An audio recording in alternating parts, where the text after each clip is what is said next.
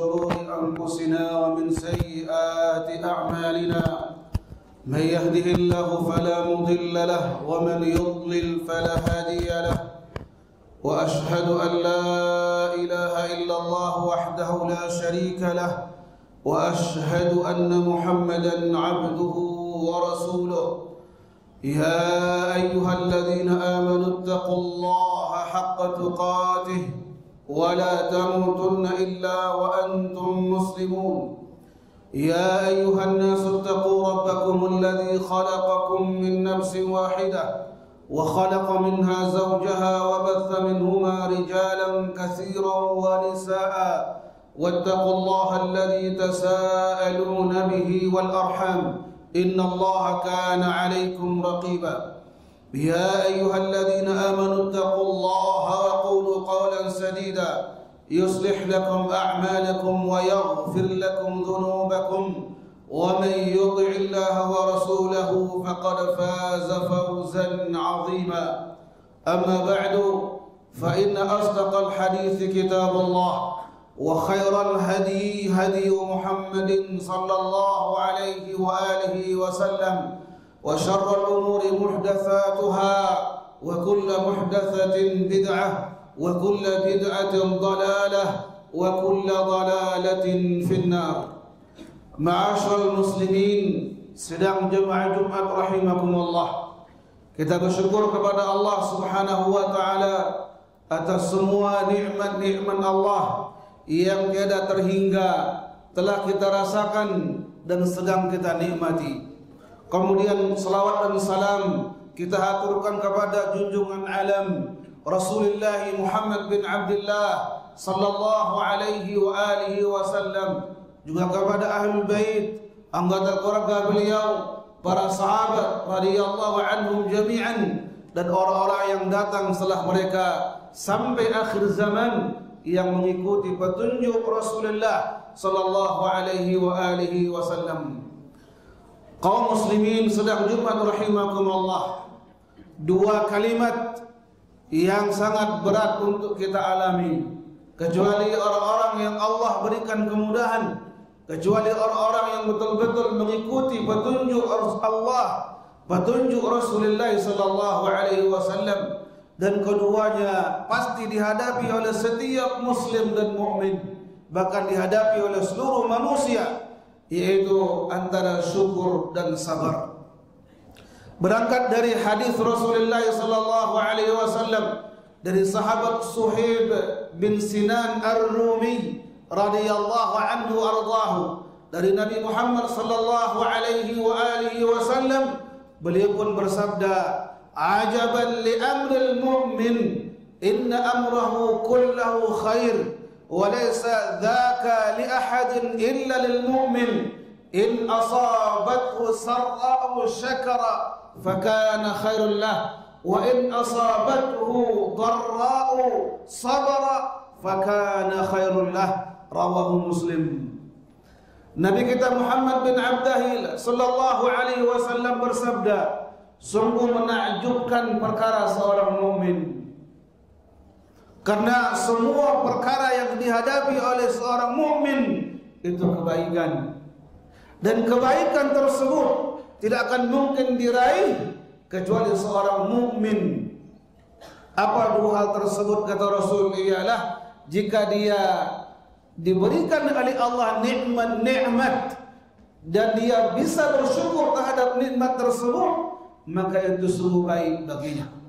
Sebaliknya yang kedua ialah ketika dia diberikan oleh Allah cobaan, musibah, malapetaka mengenai dirinya atau agamanya, dia pun bersabar terhadap ketentuan tersebut, maka itu kebaikan baginya.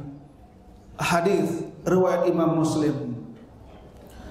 Kaum muslimin rahimakumullah jami'an, lihatlah apa yang kita alami pada hari ini mengenai diri kita.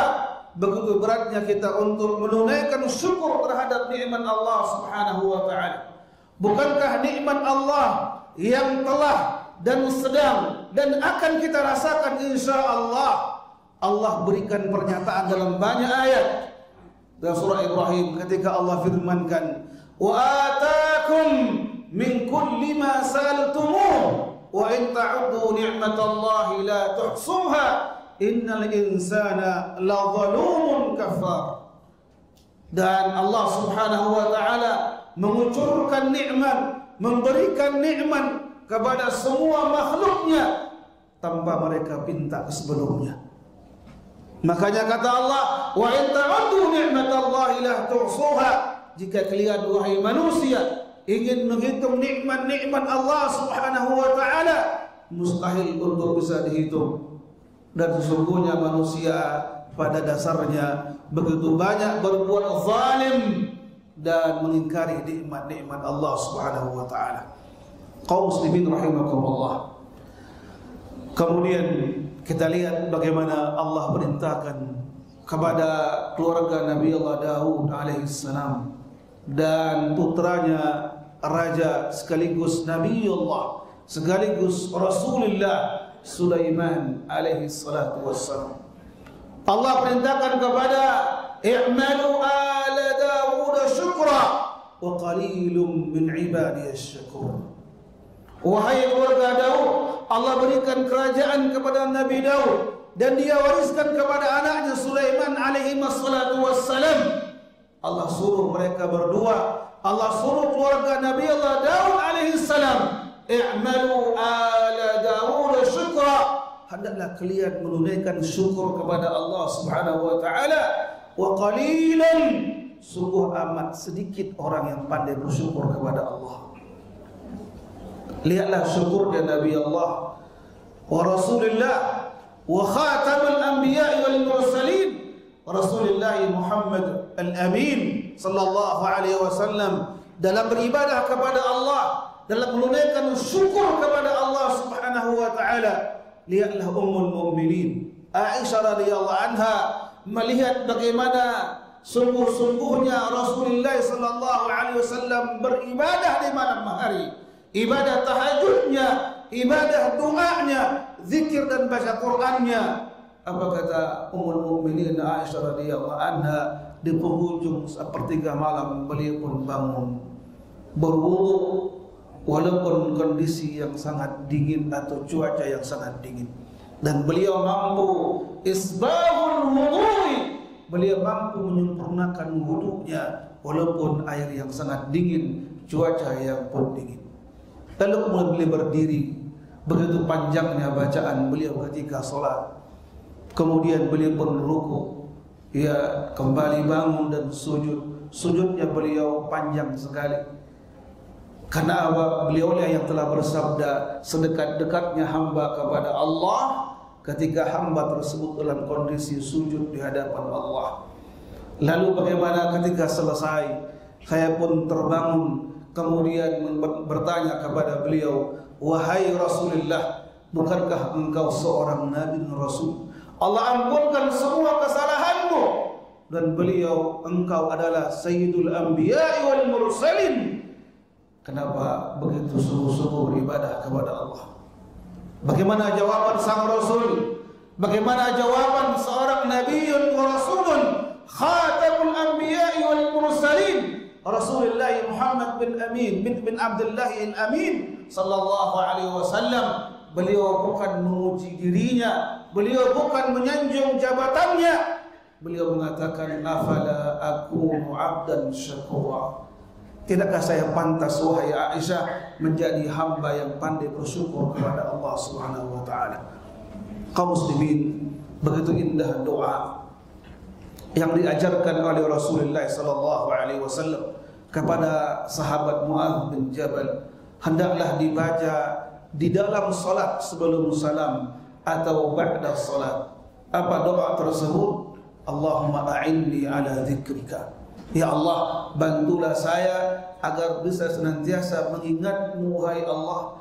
Yang kedua, wa syukrika, wahai Allah bantu juga saya agar mampu mensyukuri semua nikmat-nikmat-Mu wahai Allah. Yang ketiga, wa husni ibadatika, ya Allah bantu juga saya hamba-Mu yang lemah agar bisa memperbaiki ibadahku kepadamu. Kaum muslimin rahimakumullah, begitu banyak kisah para al-anbiya wal rusul. Bahkan Nabi kita yang mulia sallallahu alaihi wasallam orang asyakir, orang yang pandai bersyukur kepada Allah Subhanahu wa taala. Lalu apa hubungan dengan sabar?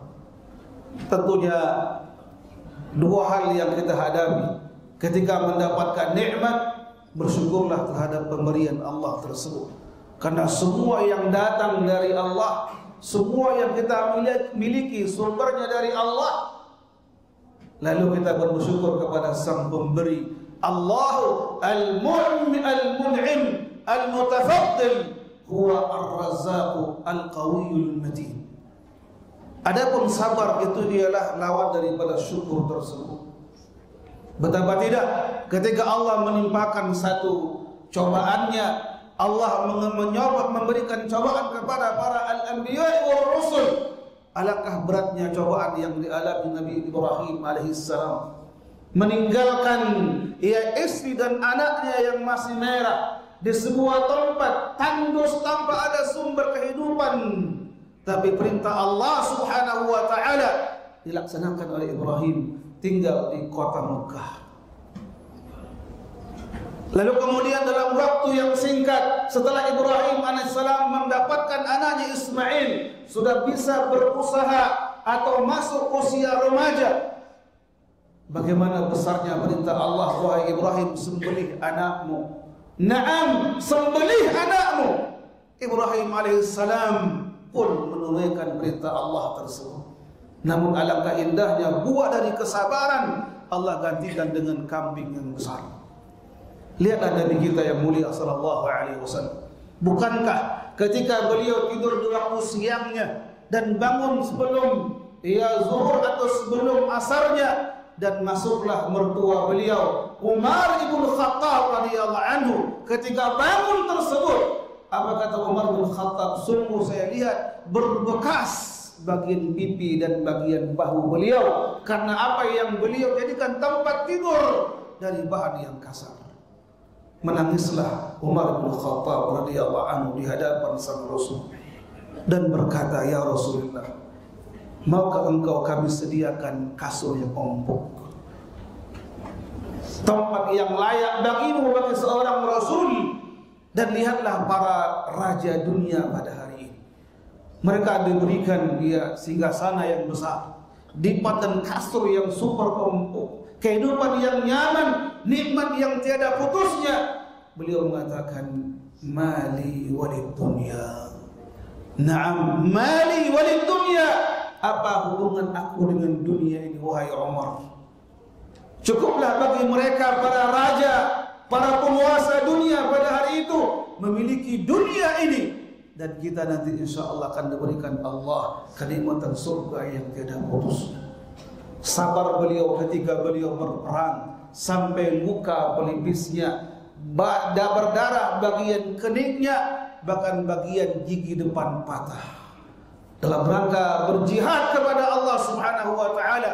Musibah yang menimpa beliau begitu besar, wabil khusus ketika beliau mendakwahkan kalimat la ilaha illallah Muhammadun Rasulullah sallallahu alaihi wasallam 10 tahun lamanya di kota Makkah, hanya menyuarakan kalimat la ilaha illallah Muhammadun Rasulullah sallallahu alaihi wasallam, betul 10 tahun lamanya.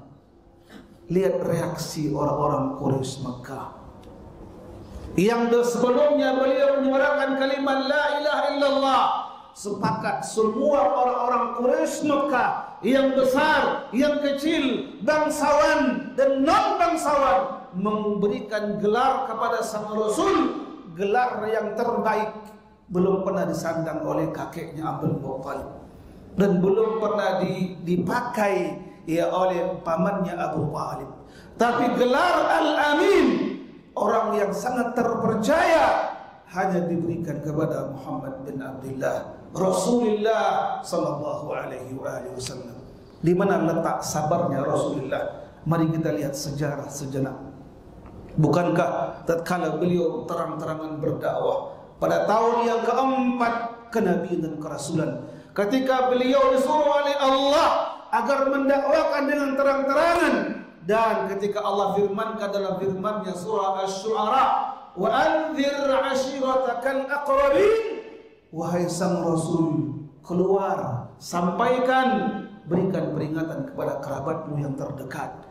Bahkan firman Allah, ya ayyuhal mudaththir, wahai orang yang berselimut, artinya yang tinggal di rumah, qum fa'anzir, bangun, berdiri, keluar, lalu kemudian berikan peringatan kepada manusia. Tahu bagaimana cerita dari penghujung hadis itu jemaah, barakallahu fikum jami'an. Beliau menaiki Bukit Safa dan berteriak belum terbit matahari, dan semua orang mendatangi ia dari sumber suara tersebut, dan mereka mengenali, oh Muhammad bin Abdullah, ya anak angkatnya Abu Talib. Ya, ketika beliau katakan, wahai manusia, bagaimana pendapat kalian jika aku kabarkan ada di balik Bukit Safa pasukan yang besar ingin menyerang kalian?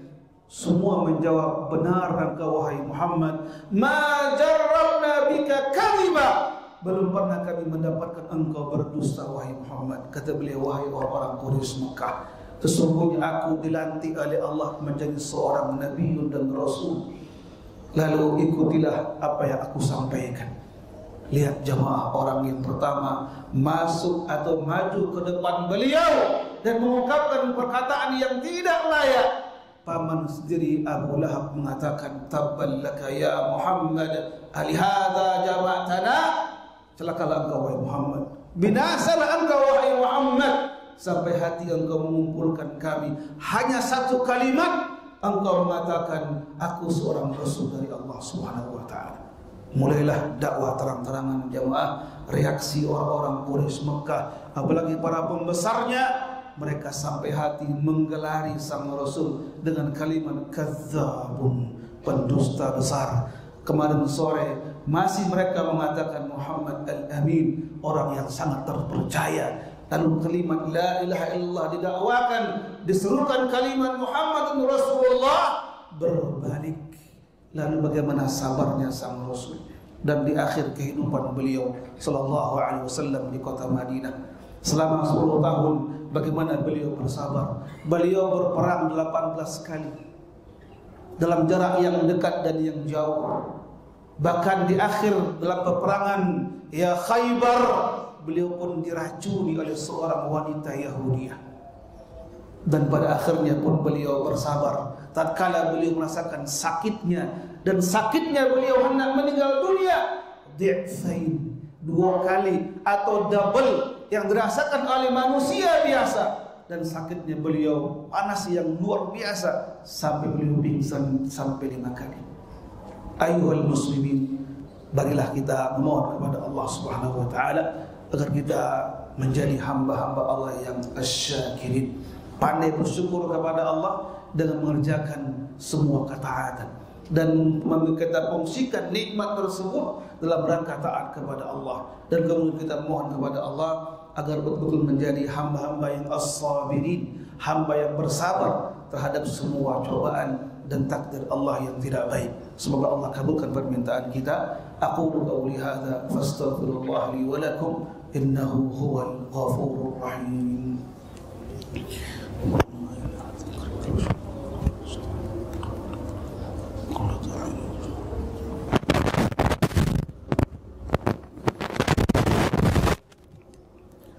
Alhamdulillahi Rabbil Alamin, wassalatu wassalamu ala sayyidil anbiya'i wal mursalin, sayyidina wa nabiyyina Muhammadin wa ala alihi wa sahbihi ajma'in, wa man sara ala nahjihi waqtafa atharahu wastanna bisunnatihi ila yaumiddin, wa sallama tasliman katsiran mazida. Amma ba'du, faya ibadallah, فأوصيكم بوصية التقوى بامتثال أوامره واجتناب نواهيه. فاتقوا الله يا عباد الله في السر والعلن لعلكم تفلحون. Kaum muslimin sedang Jumat rahimakumullah, bersabar tidak ada akhirnya dan tiada batasnya. Sabar terakhir kita ialah tatkala menghadapi sakaratul maut, datangnya malakul maut yang menghampiri kita dan menarik ruh kita. Kita pun meninggalkan dunia untuk selama-lamanya, menghembuskan napas yang terakhir, dan terakhir pula kita melihat dunia yang fana ini. Bersiap-siaplah kita menuju satu hari yang pasti ketika datangnya ajal. Dia tidak mengenal waktu pensiun, tidak mengenal usia, tidak mengenal sakit dahulu atau stroke dahulu, tidak. Kapan Allah kehendaki, begitu patuhnya malakul maut mencabut roh kita. Lalu apakah persiapan, apakah bekal, apakah amal yang telah kita perbuat? Sesungguhnya sebaik-baik bekal itu ialah takwa kepada Allah. Ketika Allah firmankan, wa tazawwadu fa inna khairaz zadi taqwa. Wahai orang-orang yang beriman, berbekallah kalian, cari bekal sebanyak-banyaknya, beramallah segera mungkin dalam rangka mengumpulkan pundi-pundi amal. Karena sebaik-baik bekal menuju Allah, menuju alam akhirat, alam baqa, takwa kepada Allah Subhanahu wa taala. Semoga Allah Subhanahu wa taala zat yang maha luas rahmatnya merahmati kita semuanya. Allah juga yang maha luas ampunannya, mengampuni semua dosa-dosa kita, menutup semua aib-aib kita, dan menjadikan kita hamba-hamba yang betul-betul bersyukur kepada semua nikmat-nikmatnya, dan pandai bersabar juga terhadap semua musibah malapetaka yang Allah timpakan kepada kita semuanya. Allahumma salli ala Muhammad wa ala alihi wa ashabihi wa dhurriyyatihi ajma'in. Allahumma ighfir lana dhunubana wa liwalidina warhamhum kama rabbaghna shighara. Rabbana taqabbal minna salatana wa siyamana wa qiyamana wa sa'ira a'malina ya rabbal alamin. ربنا تقبل منا إنك أنت السميع العليم وتب علينا إنك أنت التواب الرحيم. اللهم أعنا على ذكرك وشكرك وحسن عبادتك. اللهم اهدنا الصراط المستقيم صراط الذين أنعمت عليهم غير المغضوب عليهم ولا الضالين. ربنا هب لنا من أزواجنا وذرياتنا قرة أعين واجعلنا للمتقين إماما. ربنا آتنا في الدنيا حسنة وفي الآخرة حسنة وقنا عذاب النار. اللهم صل على محمد وعلى آله وأصحابه وذرياته أجمعين. وآخر دعوانا أن الحمد لله رب العالمين. وأقم الصلاة.